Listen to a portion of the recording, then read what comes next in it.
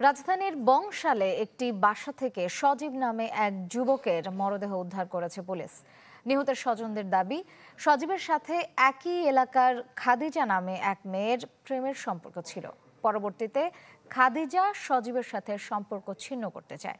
শনিবার রাতে খাদিজা তার বাসায় ডেকে নিয়ে হত্যা করে সজীবকে।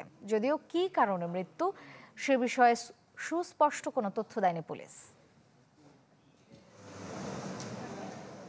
জগন্নাথ বিশ্ববিদ্যালয়ের ছাত্রদল নেতা জোবায়েদ হত্যাকাণ্ডের কয়েকদিনের মধ্যে আবারও পুরান ঢাকায় বাসায় ডেকে নিয়ে এক যুবককে হত্যার অভিযোগ উঠেছে।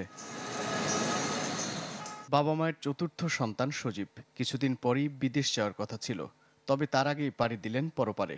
শনিবার বিকেলে বাসা থেকে বের হলেও ফেরেননি অন্য দিনের মতো। Furniture just smarter, JMG furniture. 3টা বাজে বাসাতে বাইরে এসে আমি কে বাবু তুমি ঘুরা ঘেরা আয়া পড়ো, ঠিক আছে মা।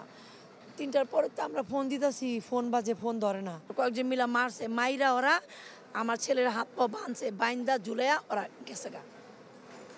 আমার ছেলের বিচার চাই, আমার বুকটা ফাইটা যায়, এত কষ্ট করে আমি ছেলে বড় করছি।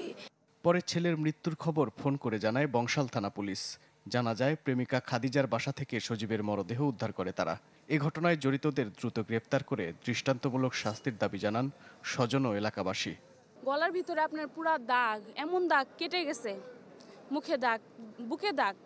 আমি ঘটনাস্থলে ছিলাম না, তারপরও দেখছি। এখন এটার তো সুস্থ বিচার হতে হবে না? ময়না তদন্তের জন্য সজীবের মরদেহ রাখা হয়েছে ঢাকা মেডিকেল কলেজ হাসপাতালের মর্গে।